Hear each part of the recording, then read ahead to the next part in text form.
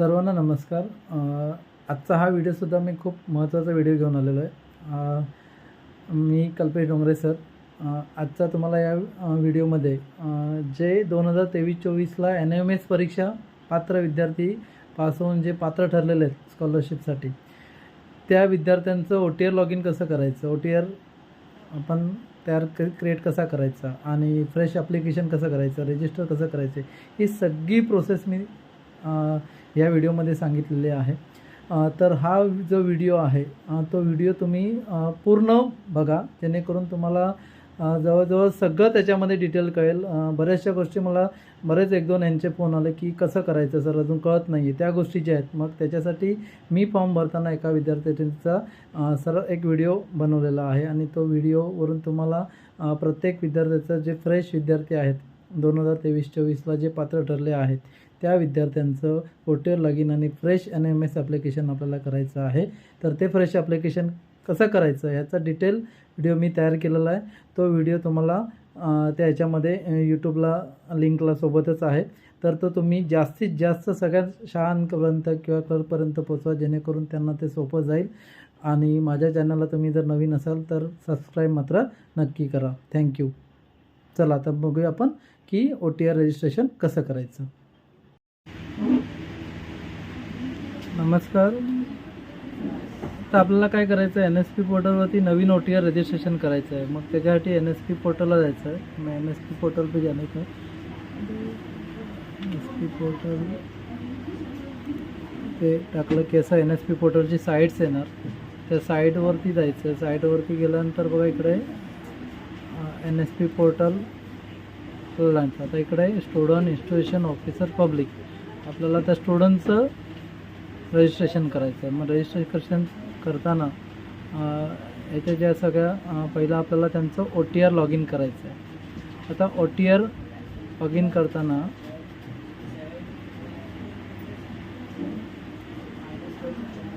New युजरसाठी आपल्याला पहिले ते करायचं आहे। आता न्यू युजरसाठी आता लॉग इन करताना बघा रजिस्टर युअरसेल्फ, ह्या ज्या गाईडलाईन्स येतात त्या गाईडलाईन्स आपल्याला ओपन करायच्या आहेत। ह्या सगळ्या गाईडलाईन्स आपण रीड करायच्या। रीड करून झाल्यानंतर इथे जे बॉक्स आहेत त्या दोन्ही बॉक्सला क्लिक करायचं आहे। क्लिक करून झाल्यानंतर ये दोनों बॉक्स को क्लिक करो, नेक्स्ट जाना है। नेक्स्ट जाने के बाद रजिस्टर जिस बच्चे का मोबाइल नंबर हमें डालना है, तो मोबाइल नंबर उनका पेरेंट्स का जो रहेगा वो मोबाइल नंबर डालने का है। अभी यहाँ पर मैं ये मोबाइल नंबर उनका करता और उनका OTP करके वो बता देता हूँ। तब तक मैं ये मेरा व्हिडिओ स्टॉप करतो। आता इथे मोबाईल नंबर टाकून झालेला आहे। मोबाईल नंबर टाकून झाल्यानंतर गेट OTP करायचं आहे, गेट OTP करना है। तो जिनका वो मोबाइल नंबर रहेगा उनके यहाँ पे OTP जाएगा।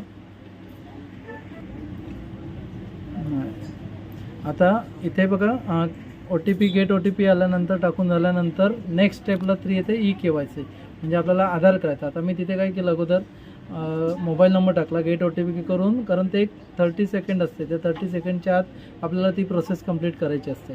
ती करून झाल्यानंतर ही तिसरी साईड येते आपल्याला, की त्याच्यामध्ये आपल्याला काय करायचं आहे, आता इथे त्या विद्यार्थ्याचा आधार नंबर टाकायचा। आता इथे आधार नंबर जर स्वतःचाच विद्यार्थ्याचा असेल तर स्वतःचा टाकू शकतो। जर विद्यार्थ्याचा नसेल तर आधार नॉट असाइन नसेल तर त्याचा EID नंबर आपण टाकू शकतो किंवा कुठलाही पॅरेंट्स यांचा इथे टाकू शकतो। पण आता सगळ्यांचाच विद्यार्थ्यांचा आधार नंबर असतो, त्यामुळे विद्यार्थ्यांचा आपण इथे आधार नंबर टाकूया।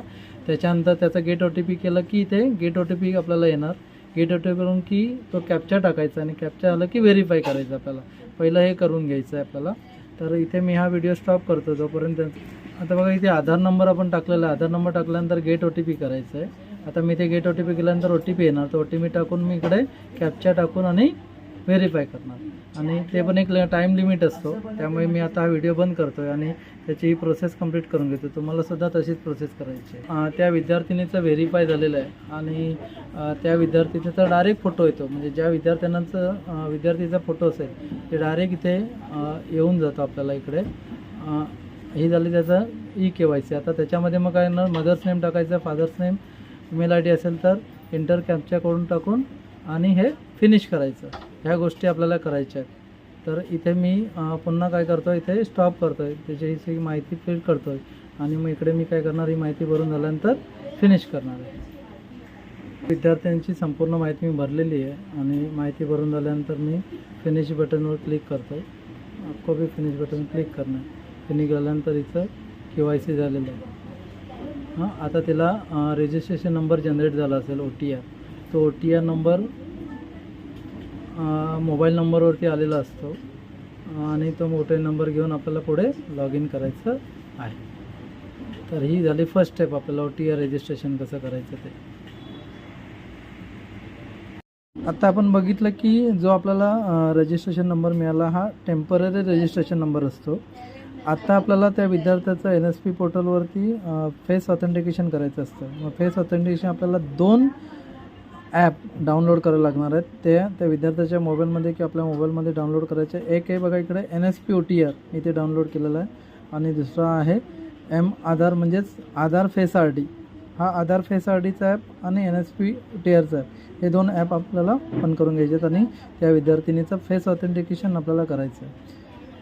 तर आता बघा मी पहिल्यांदा काय करणार, NSP OTR ओपन करणार आणि KYC बाय फेस ऑथेंटिकेशनसाठी आपल्याला काय करायचं आहे, क्लिक करायचं आहे, कारण आपण लॉग इन आणि रजिस्ट्रेशन केलेलं आहे. तर आपल्याला जो रेफरन्स नंबर मिळालेला आहे त्या विद्यार्थिनीला आपण ज्यावेळेस तिथं रजिस्ट्रेशन करताना जो टेम्पररी रेफरन्स नंबर मिळाला तो इथे यूज करून सेंड OTP करून घ्यायचं आहे. सेंड OTP करून कॅप्चा वगैरे टाकून आणि ते करून लॉग इन घ्यायचं की आपल्याला पुन्हा. आता मी याचं करतो तोपर्यंत हा व्हिडिओ मी आता इथे रेफरन्स नंबर टाकल्यानंतर सेंड OTP करायचं. त्याच्यानंतर एंटर OTP मोबाईल नंबरवरती येणार, तो टाकून कॅप्चा टाकून आपल्याला ते लॉग इन करायचं. आता मी पुन्हा सगळी माहिती भरून झाल्यानंतर कॅप्चा टाकल्यानंतर आपल्याला नेक्स्टवरती जायचं आहे. नेक्स्टवरती गेलं की इकडे बघा आपल्याला असं येणार, आता त्या विद्यार्थ्यांचं नाव आलेलं आहे आणि प्रोसीड फॉर फेस ऑथेंटिकेशन आपल्याला जायचं आहे. आता प्रोसीड फॉर फेस ऑथेंटिकेशन केल्यानंतर लक्षात घ्या, ज्याच्याकडे जर तुमच्याकडे आधार फेस RDचं जर ॲप नसेल तर ते ओपन होणार नाही. आपल्याकडे प्रोसीड फॉर फेस ऑथेंटिकेशन जायचं, इथे हे ॲग्री करायचं आहे. ॲग्री केल्यानंतर बघा असं ओपन होईल. आता मी काय करतो, मग त्या विद्यार्थिनीला ते फेस डिटेक्टसाठी देणार आहे. तर अशा पद्धतीने आपण फेस डिटेक्ट करून तिथं फेस ऑथेंटिकेशन प्रथम करून घ्यायचं आहे. फेस ऑथेंटिकेशन झाल्यानंतर बघा असा परमनंट OTR नंबर आपल्याला मिळतो आणि हा OTR नंबर वापरून आपल्याला नंतर लॉग इन करायचं आहे. मग तुमच्या मोबाईल नंबरवरती त्याचा पासवर्ड पण आलेला असतो. हा OTR नंबर आणि पासवर्ड करून पुढची आपल्याला पायरी करायची. ती पुढची पायरी आपण तुम्हाला मी नंतर सांगतो काय करायची. हे झाल्यानंतर पुन्हा आपल्याला NSP पोर्टलवरती जायचं आहे. स्टुडंट लॉग इनला क्लिक करायचं. स्टुडंट लॉग इन केल्यानंतर आता आपल्याला OTR मिळालेला आहे. आता आपल्याला अप्लाय फॉर स्कॉलरशिपला क्लिक करायचं आहे. अप्लाय फॉर स्कॉलरशिप आता इथे जाऊन OTR नंबर आणि पासवर्ड टाकून आणि इमेज टाकून आपण सिक्युरिटी पिन आपण तयार करून आणि लॉग इन करून घ्यायचं आहे. आता मी हे करतो तोपर्यंत मी हे आता बघा इकडे OTR नंबर टाकला आहे, पासवर्ड टाकला आहे आपण आणि जो इमेज कॅप्चा दिला तर एंटर सिक्युरिटी म्हणून टाकून आपल्याला ओपन करायचं आहे. मी आता इथे लॉग इन करतो. बघा इथे विद्यार्थ्यांचं लॉग इन सक्सेस आलेलं आहे. मग लॉग इन झाल्यानंतर ओके करायचं आपल्याला. आता इथे आपल्याला अप्लाय फॉर फ्रेश करायचं आहे. माय ॲप्लिकेशन मग अप्लाय फॉर फ्रेश करताना आपल्याला ह्या सगळ्या गोष्टी पहिल्यांदा इकडे क्लिक करायच्या आहेत. ॲग्री करून जायचं, सगळं रीड करून झाल्यानंतर आता इथं डोमेसाईल हे सगळे इन्फॉर्मेशन भरायचे 1 बाय स्टेप. जसं आता स्टेट निवडायचं. आता स्टेट आपलं काय आलं महाराष्ट्र, पण महाराष्ट्रामध्ये येतो, महाराष्ट्राला. स्कॉलरशिप कॅटेगरी आता इथे स्कॉलरशिप कॅटेगरी ही प्री मॅट्रिक येते, कारण जेव्हा 10वीच्या खालचा विद्यार्थी नसेल तर प्री मॅट्रिक येते, 10वीच्या नंतरचा विद्यार्थी असेल तर पोस्ट मॅट्रिक येते. आता इथे आपल्याला प्री हे झाली post matric top class MCN हे आपल्याला प्री करायचं आहे आणि ॲप्लिकेशन टाईप स्कॉलरशिप आणि आपल्याला ह्या गोष्टी काय करायच्या आहेत, सबमिट करायच्या आहेत. Do you want to proceed की ओके वॉर्निंग येणार, ओके करायचं. ओके करून झाल्यानंतर आता इथे बघा new application fresh scholarship active, इथे आपल्याला काय करायचं नंतर ऑप्शन जायचं आहे प्रोसीड.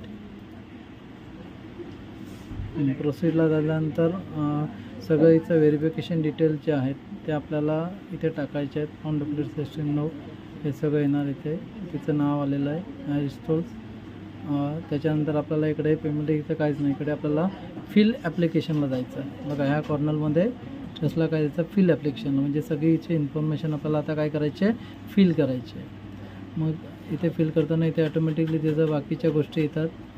आता हे जे नाव वगैरे सगळं आलेलं आहे, फक्त ह्या ज्या गोष्टी आहेत त्या आपल्याला भरायच्या सगळ्या, त्या भरून घ्यायच्या आणि मग सेव्ह अँड नेक्स्ट करायचं. तर मी हे करतो तोपर्यंत बघा, हे सगळ्या इन्फॉर्मेशन भरून झाल्यानंतर ची कम्युनिटी येणार, कुठली कास्ट आहे तिची, OPC ना, ओपनमध्ये तुझ्या ह्याच्यावरती काय त्या open, religion Hindu, annual income किती आहे, 1 लाख ना. ओके, सिलेक्ट डिझेबल नो, ते करायचं आहे. त्याच्यानंतर सिलेक्ट पॅरेंट प्रोफेशन्स,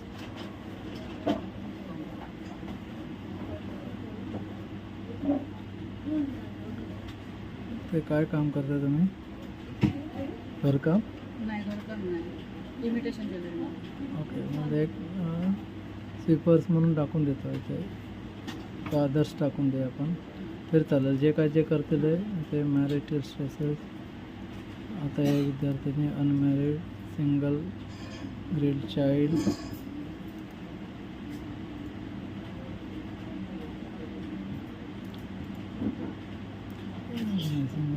एकच आहे, सिंगल गर्ल ना चाइल्ड, भाऊ पण आहे ना. Any of the parents not alive, कोण नाही आहेत.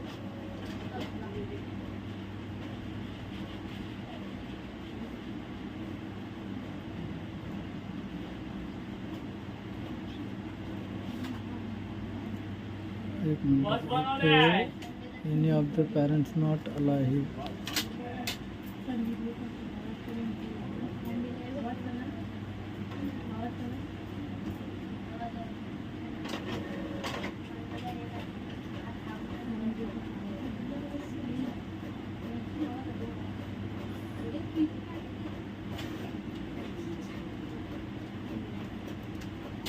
फादर, फक्त हे फादर नाही आहेत ना, ते झालेत ना, राईट.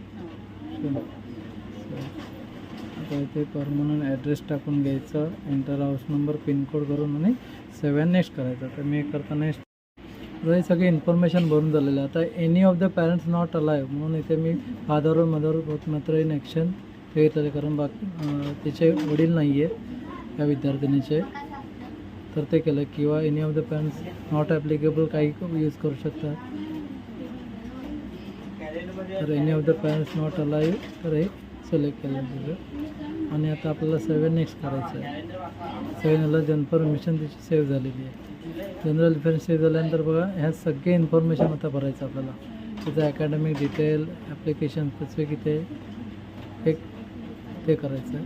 स्कीम अवेलेबल कुठे, ते स्कीम अवेलेबल ही परत जायचं. आणि मग शेवटी डॉक्युमेंट अपलोड करायचे आहेत. म्हणजे आपल्याला अकॅडमिक डिटेल पण झाल्यानंतर ॲप्लिकेशन स्पेसिफिक येणार, scheme available, scheme specific details, आणि मग अपलोड डॉक्युमेंट्स. जे डॉक्युमेंट्स आहे ते अपलोड केले नंतर तिचा फॉर्म सेव्ह होणार. तर इकडे एक एक आपल्याला काय करायचं, सेव्ह अँड नेक्स्ट करत जायचं आहे.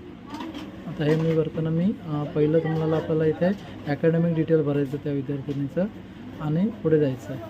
आता ते मी करतो आणि तुम्ही तसंच सगळी इन्फॉर्मेशन हे बरंच सेव्ह अँड नेक्स्ट करत जायचं आहे. प्रथम आता बघा, इथे गेट इन्स्टिट्यूट करायचं आपल्याला. गेट इन्स्टिट्यूट करताना सर्च बाय विडा स्कोर, स्कूलचा विडा स्कोर टाकला की आपल्याला डायरेक्टली आपण मी त्या विद्यार्थिनीच्या स्कूलचा कोड टाकला, केस कोड झाला. इथे आपल्याला विद्यार्थिनीचं किती इन्स्टिट्यूटचं नाव आहे. आता आपल्याला काय करायचं, तिथं प्रेझेंट क्लास कुठला आहे, ती आता इथं 9वीमध्ये 8वीचं आहे. Choose a date, present class start date. तर आपल्या यावर्षीची शाळा कधी आली, 15 जूनला सुरू झालेली आहे. तर 15 जून इथे 2024 ते टाकायचं आहे. मग तिथे admission registration enrol number, admission registration enrol year, roll number टाकायचा आहे, एंटर सेक्शन टाकायचं आहे, झालं मोड ऑफ स्टडी टाकायचं आहे, हॉस्टेलवरून इथे मोड ऑफ स्टडी, त्याच्यामध्ये रेग्युलर फुल टाईम टाकायचं आहे. हे आपल्याला एंटर करून घ्यायचं आहे. आता हिची ही संपूर्ण माहिती भरून झालेली आहे, इन्स्टिट्यूट आणि हे सगळं डिटेल्स. मग आपण इकडे सेव्ह अँड नेक्स्ट करूया. ओके, मॅन्डेटरी फीज म्हणजे आपल्याला इथे प्रिव्हियस अकॅडमिक डिटेल्ससुद्धा भरायचे आहेत. म्हणजे खाली हे जे आहे त्यांचं डिटेल भरायचं आहे ते भरून घेऊया आपण. आणि त्याच्यानंतर कम्प्युटर एक्झाम डिटेल भरायचं आणि मग 7 नेक्स्ट करायचं आहे. आता इथे आपण हे सगळे इन्फॉर्मेशन भरून घेऊया. ते पुन्हा आपण गेट इन्स्टिट्यूट घेतलं, त्याच्यानंतर हे सगळं क्लास, प्रेझेंट क्लास, डेट टाकली, GR number, admission, date of admission, roll number, date of year टाकलं, date of admission year, roll number, section, division कुठली ती, रेग्युलर, फुल टाईम, हॉस्टेलवर 9. त्यानंतर हे 2023 निवडायचं आपल्याला, 8वी 76. ते झाल्यानंतर खाली यायचं आहे आपल्याला. खाली आता आपण तिसरं सेक्शन भरणार आहोत, क्वालिटी एक्झाम, कॉम्पिटिटिव्ह एक्झाम. तिथं तो सीट नंबर टाकायचा, त्याच्यामध्ये काय टाकायचं, NMS सिलेक्ट करायचं आहे, एक्झाम कंडक्टेड बाय.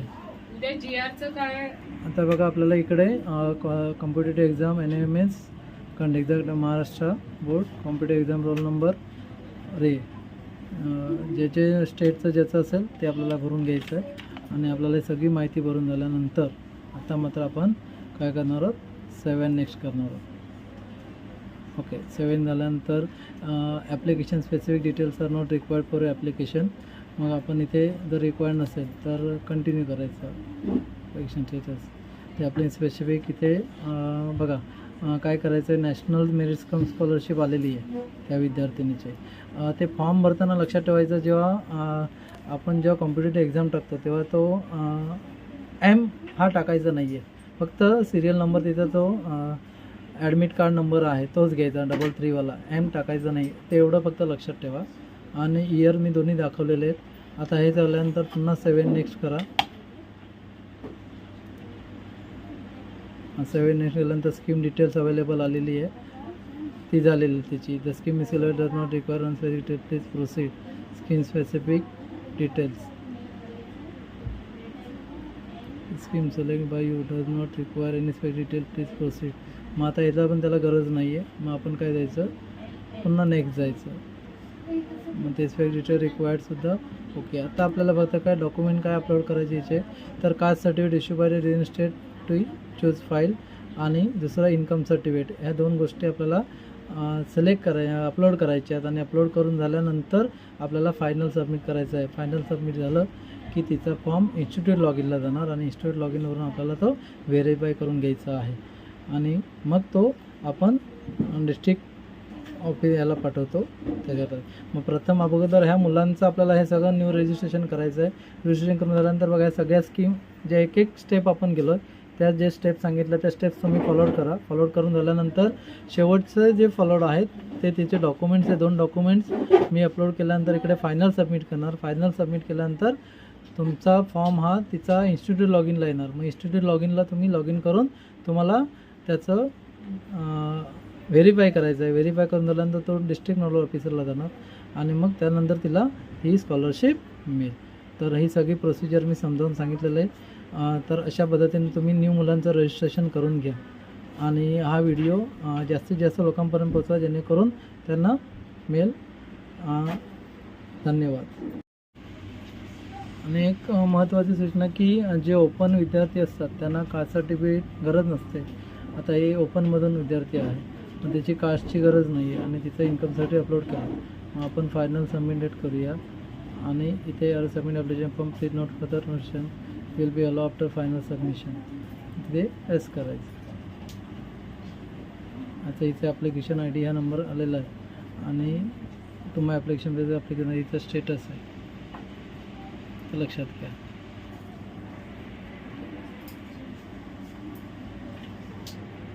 ते आपण त्या पद्धतीने तुम्हाला सुद्धा त्या एक विद्यार्थीचा येणार.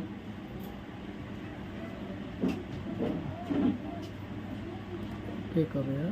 माय ॲप्लिकेशन केल्यानंतर इथे त्याचं सगळं डिटेल्स तुम्हाला मिळेल. इथे ॲप्लिकेशन ID आणि हे सगळं.